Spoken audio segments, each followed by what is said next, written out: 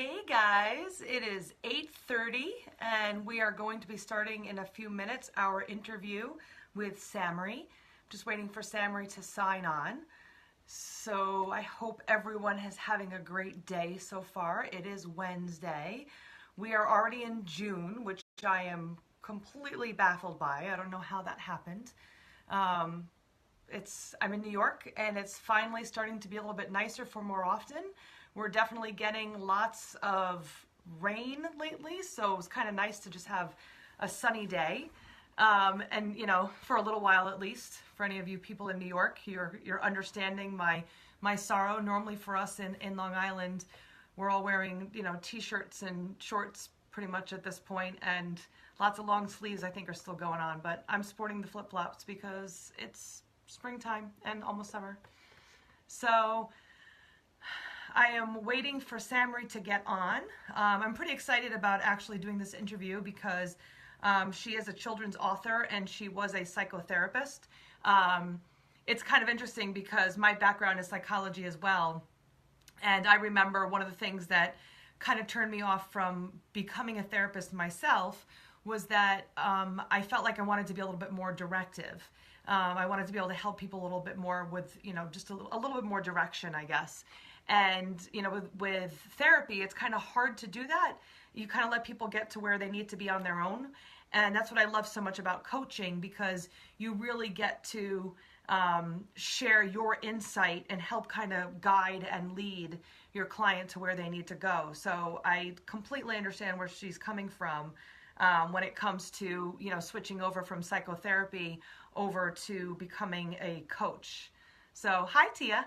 We're just waiting for Samary to get on. It always takes a few minutes for people to, to get on and get a good connection and all that kind of stuff. So I was actually, let's see. Nope. Hi, Trisha. Yeah, I was playing with some of the different. Oh, hi, Samary. All right, let me see if I can get you on. Hello, everybody that's coming on. Samary, I can't add you. Oh, wait, maybe just kidding. You're not coming on so far, Samary, as someone I can add. And I don't know why. Normally, I just click on the person who is on there. It says my viewers are just Tia and Stephanie, even though I know, Samary, you're on. So it's not showing you. Hi, Stephanie. Evening from 242. Where are you right now, Steph?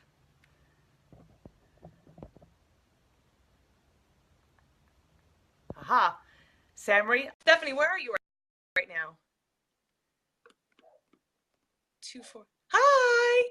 Yay. That worked. The Bahamas, Steph. That's awesome. I wish I was in the Bahamas. I can't hear you. Maybe take your earphones out.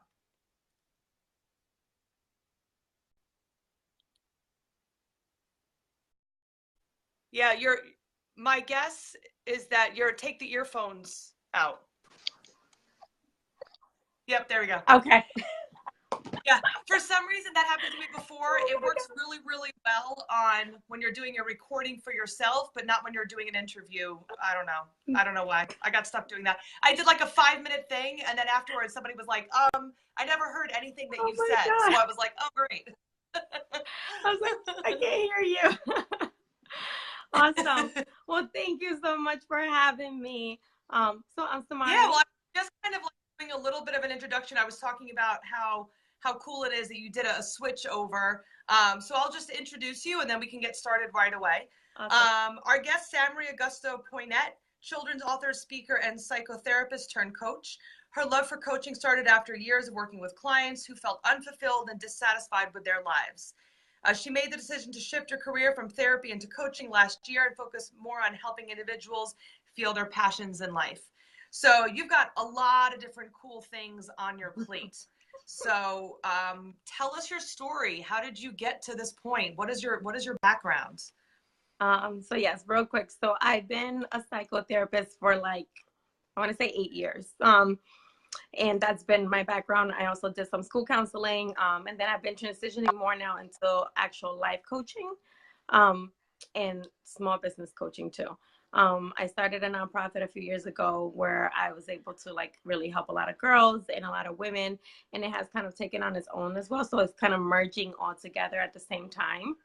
And that's, you know, what I'm doing. So what is your background? What is your story to get you into becoming a psychotherapist and starting this whole journey of helping others and everything? Normally there's a reason why there's a pull or a draw towards doing all that. So honestly, I think I still have the paper, but when I was like 5 years old, you know how you could like say like, what do you want to be when you grow up? I always wrote Mm-hmm. psychologist. I don't know why. Like I always wanted to be a psychologist. I always knew like I wanted to help people, and I didn't know like exactly how that all was going to like play out. Um, Mm-hmm. but as I got older, you know, when I went to school, I started my undergrad in business, and then I figured like business itself wasn't my thing. Like that wasn't making me happy. So I went into psychology, and then I went and got my master's in counseling. And then I've been doing the work ever since. You know, I love it. I love working with people. I love helping people in different ways, and I love just being out there and kind of being a resource for them. That's awesome. And you look so young. It feels like like 8 years of psychotherapy. That's pretty good. I know. Thank you. Yes, yes. I try to do Well, I everything as quickly as about possible. things that we were going to discuss today, and so we'll just get started. Hi, Stephanie and Kim. Let's see. Stephanie said, uh, "Doing what you love is key to success." Yeah, for sure. Yes, Definitely, for sure. absolutely. Hmm. hmm So we were talking about. We have a bunch of different questions that we were going to go through, and I'm excited to hear your expertise. So I guess we'll just start off with the first question: is what is a healthy relationship? So what do you consider to be a healthy relationship? So, I see as a healthy relationship as like a relationship that you have with, you know, we have relationships with a lot of different people in our lives. We have relationships with like our family, our friends, and then when we are in business or in our careers, we have relationships with like our supervisors, our business partners, etc. So having a healthy relationship with in any of those areas is just being able to not only communicate effectively with one another, but also supporting one another in different ways. And this is not something magical that happens overnight. It's definitely some trial and error. You have to figure out kind of what works for you and that other person that you're in a relationship with, and then going from there and like growing and, you know, like I said, trial and error. So if something works, then keep on doing it. If it doesn't work, then you do something else. So you wouldn't include calling someone names or belittling or being hurtful to someone as part of a healthy relationship. I feel like I have to keep reminding that to people because I just did a No. video a few days ago of like the bare minimum needs to be safety and not being hurt. Like those two Yes, two really important, and build from there. That's on top of that's like the basic thing. absolutely. There's no way, you know, you should not be like talking bad about other people or like, you know, anyone who you're in a relationship with, and that like that goes a long way. I mean, sometimes we think that we're doing when we're giving somebody else like constructive criticism is not a bad thing, but you also have to know how to give it to somebody else, whether you're like in a relationship with them, you know, boyfriend, girlfriend, husband and wife. Sometimes you're like trying to correct them and help them in a different way, but you can't just come off in a way that you're like telling and pinpointing everything that they're doing wrong. Yeah, then we start being worried about going back to codependency, which is a topic we bring up a lot. It's just like when your project is your partner and trying to fix your partner all the time, that is not going to be a good No, a good it's relationship. And it's not no, sexy. That's one of the things I say. Like, it's no. not sexy. You don't want to be the mom or, the dad in the relationship. You want to be a partner and you want to be on equal playing Hmm. fields. Yeah, just being able Awesome. So, to give that feedback. yes, yeah, for sure. So communication is the foundation was another question or another thing that we were going to talk about. So can you tell us a little bit more about communication and how to possibly better communicate? Because I think that's a really big issue. Like, people will say, oh, my significant other knows that they were doing something wrong and they just keep doing it. And then I say, well, did Hmm. you say anything to them? No, they just know. They know me. So, Yes. what's So a good way to communicate more effectively? So communication is huge. I mean, it's like a biggest thing, for everyone. I don't care in what kind of setting you're in. You need to be able to communicate, and not only just communicate, but communicate effectively, because sometimes we're communicating, but we're not actually like being effective or productive in that communication. And it's foundation, because if we don't know how to talk to someone, if we don't know how to like take whatever they're saying to us, and we get defensive or we're offending others, then we're not getting anywhere. They're not learning from us, they're not hearing us, and we're not hearing them. And just being Mm-hmm. able to have an open mind, and just being able to like, okay, I understand your side. I might not agree with it, but it doesn't mean that I'm just gonna shut you down completely and like say no, like that's it. So what do you think, how do you think would be a good way to get people to learn or practice better or more open communication? So I think a couple of things that people could do is definitely practice listening more. The more that we listen to others, the better that our relationship would be as far as communicating. Um, just because we're often like talking, and we're not actually listening. And when we say listening, is just actually like active listening. Like, what is that person saying? Like, what are they communicating to us? And almost like dissecting the conversation, because sometimes we say like, oh, we're having a conversation about like what we want to have for dinner, and like the person's like, I don't care. But really, they're not just saying like, I don't care. Like, there's something more than that. Like, maybe they had a bad day, now like they don't care, but they're communicating that in that sentence. And also being important, I think, I feel like, and correct me if I'm wrong, but I feel like a lot of times women, we kind of put our feelings to the side a lot. And that seems to be something where like someone will say, I don't care, or it doesn't matter, because they don't want to cause an issue when it really does Yes. matter, or it is something Yeah. that's a big deal, but they don't want a big deal about it. So they say that it doesn't matter. And I think that that becomes an issue because, Mhm. either side, we can't read minds. So if someone says, oh, it doesn't matter, it's not a big deal, but you can feel like you can sense that there's something wrong, Mhm. that's frustrating. That actually can really get frustrating in a relationship, because then you don't feel like there's open and honesty, like the person's not safe enough to be able to share the information. I feel like it takes away from the relationship. It does. And I think that not only that, like we often, I'm going to say women too, because I think like women do it way more than men do. Um, Mm. we are easy to just kind of give in the relationship, and like in all types of relationships, like not only just romantic, but even in our jobs, sometimes we're like, okay, we'll take more of the workload and not say anything and say like, oh no, it doesn't matter. But really, like it does matter. And like we need to be able to have a voice and communicate that to like the other party. Yeah, exactly. And I think that's so important, because it's, people allow so much to go to happen because they say they don't want to make a big deal, but then they're suffering. And that's, it's not good for your health. Yeah. It's, the psychosomatic issues that happen from holding everything in all the time causes, major diseases and stress related illnesses if we Yes. don't actually deal with it. Mm-hmm. And I mean, I think like a good way. Sometimes, it's easier said than done. Like, oh, communicate. Say how you're really feeling versus like pushing your feelings aside. But practicing. I am a firm believer of doing role plays. I always done them. I've done them with like my clients in therapy. I do them with my clients in coaching. Just letting them know, like, it's okay, and it's okay in a safe space. And if you feel like you don't have someone to do that with, like, you can practice in the mirror, like. How are you gonna like get the courage to have that conversation with someone? Like practice, so then like that you'll Mhm. feel confident, and you don't feel like you're gonna like back down and not say what you actually want to say. And what do you think for people? I know there's more than a few people that feel like, and I mean, this isn't on the list, but talking about boundaries. I think I actually just had a conversation with someone the other day that they said, I communicate, I try to say something, but the other person's not really listening to my boundary.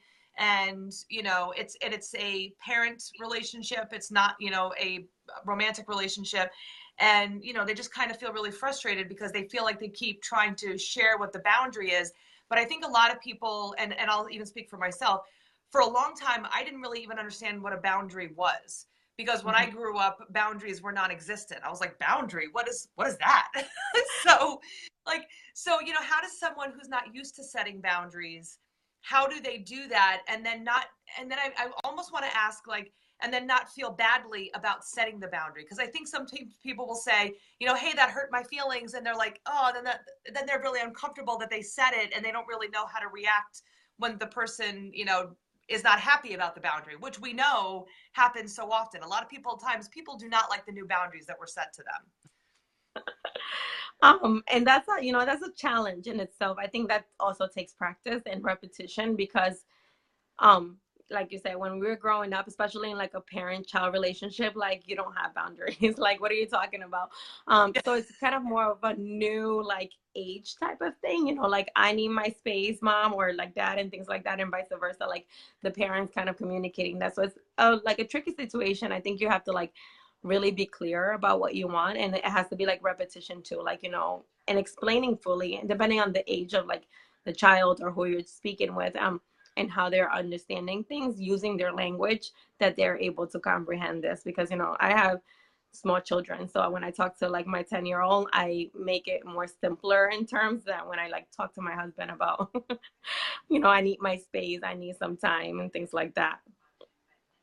Yeah, and for anyone that's new to setting boundaries, I think one of the things that I learned is when things start to feel uncomfortable, that's when you need to speak up. It goes back to the, you know, the whole Hmm. communication thing, is that, you know, when you Yeah. start to get that like icky feeling, or, you know, that discomfort in your chest or your Hmm. stomach, that's when you say like, hey, wait a minute. Because there's even times where I'm not even sure what it is, but I just say it out loud. Like that something doesn't Yeah. feel right. And, you know, that's something that's discussed. And sometimes it's like that really uncomfortable feeling of like, ooh, this is really uncomfortable to me, and it's uncomfortable for me to say something, but if I don't say something, I know that it's going to be worse. So I have to just say it. And that's Yes. hard, because that's a lot of people's comfort level, I feel like. Yeah. And it's, I think also the part is like we're often very concerned about hurting others people's feelings and what are people going to think. And it's not that we want to be rude, you know, off the bat and like just be a total jerk to somebody else, but I think that like for sure you have to like communicate. Like it goes back to communication, because if you don't, like it's just gonna get worse and you're gonna feel worse, and they're gonna like never know really what's going on. And if they don't understand that, I mean, it's repetition, you know, you have to continue to like explain it to them. And like if it's someone you're interacting with often, then you know you have to continue to like make it a point that they're understanding what you mean. And if it's someone that you love and it is a healthy relationship, I mean, Yeah. they should not be trying on purpose to hurt you. So that's No. something I think is important. You know, we're not trying to hurt them. They're not trying to hurt us if it's a Hmm. healthy environment. So Hmm. sharing with someone, hey, that hurt my feelings when you said that. And their reaction should Hmm. be, oh my gosh, I'm sorry, I didn't mean to. Let's Yeah. figure that out. And that's that healthy discussion that should go on. So, I mean, again, expecting someone to be a mind reader when you never tell them that something bothers you, it actually, you know, takes away from the relationship, where instead you can actually make the Hmm. relationship better, you know, if there is that good, healthy communication and healthy boundaries and all of that stuff. Yes, absolutely. I mean, it's not easy. Like, it's never easy. And I feel like a lot of people, you know, sometimes people find it really easy to talk about their feelings, and often, more often than not, people do not find it easy because we don't always teach that. You know, we don't teach that a lot when we're growing up, and to really fully express your feelings, how you're feeling. You know, sometimes when someone's crying, you just like kind of like suck it up. You know, there's no reason for you to be crying about that. And crying is not a bad thing. You know, it doesn't mean like something's wrong, but that's how we're like as a society have learned to do things. And now we're working towards more like including the feelings and being able to share these feelings and emotions more freely. So it's a work in progress, but I think that it definitely starts at home, and us practicing like with our kids, and our kids, you know, are able to like do that with us. Yeah. And I was just thinking when you were saying that, you know, women, we're kind of taught to, you know, hey, it's okay to cry, but don't go on and on about it. And for guys, Hmm. it's not okay to cry, but angry is the proper is the proper Hmm. thing. And it's like, Yeah. no, let's talk about our feelings, whether you're a man or a woman. Let's be open and honest, and everyone's going to be better off. But for some reason, we've had this weird cultural thing where guys have to be macho and punch things, and Hmm. girls have to cry and not share what's really on their mind. Like, oh, that's Hmm. like a recipe for disaster. You know, and and it's also looked at as a sign of weakness. You know, like sometimes someone crying or like, you know, sharing too much of their feelings now someone else looks at them like they're kind of like a weak person. And I think we have to really like work on changing that mentality. And it's, you know, it's a work in progress, like I said, but we have to like just, the more that we're doing it and practicing it, the better that we're making like everything around us. Agreed. Agreed. So one of the other questions that we have on there is expectations versus reality. You know, for a relationship, I guess a lot of us come to the table with certain expectations of what a relationship is going to be. And then of course there's the reality of what it really is. So can you share with us a little bit more about that? Yes. And this is actually like one of my favorite things to talk about, because I feel like we, and I include myself in this, like we have these like like thoughts about what we expect in our relationships. Like, you know, this should be like this, you know, because this is what I want and this is how it has to be. When in reality, like it's not even like that, and it might take like a whole like a lot of work to get to that point. But we just go in into like thinking that this is how it's going to be, and we have to go in all the time like a blank slate. You know, if it's a new relationship, like, you know, kind of like not have any full expectations, you know, as far as like demanding things. You know, you expect respect because that's something that like it's universal, and you're not trying to like, you know, bring somebody else down, and you definitely not want to take that from somebody else. But as far as like, you know, what that person's gonna do and how are they supposed to ask, and how, you know, the interaction is supposed to be, you know, they're not mind readers, like you said. We're not mind readers, so how are they gonna know what we want from them, and how are we gonna know what they want from us? So it's knowing like where we are and where we want to be, and it goes back to communication, because where we want to be is a work in progress of us communicating to them and letting them know what we want. Yeah, my ex-husband, you know, anyone who's seen me before, I talk about I had an abusive ex-husband, but one of the things that was interesting that he would have these moments of clarity, and he would be able to tell me like where his crazy was coming from, and then it would go back to crazy again. But in the moments, one of the moments of clarity, hi GD, one of the moments of clarity was him saying to me that he had an expectation once we got married, because the relationship was definitely very different before we got married. And then once we got married, he had this expectation that was subconscious that I was going to stop being social, and I was going to stop going to the gym as much as I did, and I was going to stop doing all these things, and I was going to be home and have dinner on the table when he came home from work. And he had like this whole list of like Susie Homemaker. That was never me. I never pretended to be that. That was never who I was going to be. And I came to the table thinking it's going to be exactly the way it is. Like that's really my expectation was. Well, this is the person I married. This is who I'm going to be. And everything changed hugely after we got married. But you know, I think that there are people that come to that. They think like, okay, well, we're going to do X, Y, Z, and this is how it's going to be. And, you know, and even though it might have been a little bit different to start off with, you know, well, we're married now, so we have to just stay home and we can't do anything. We can't go anywhere. And, you know, and it's like, whoa, when did these rules come up and how the heck did that happen? And it's so true. I like marriage is one of the things where you see that a lot, like the expectations and like the reality, you know, because we think that like when we're getting married, you know, things are gonna change. If there's something that we don't like or love about our spouse, you know, while we're dating them, we think that the moment that we actually marry them, like things are just gonna change and like they're gonna be perfect, and it's not. Like the reality is not. And I think we're like, you know, we want to live in like this fantasy, like, oh yes, you know, we're happily ever after, we get married, we have like kids, and everything is gonna be great.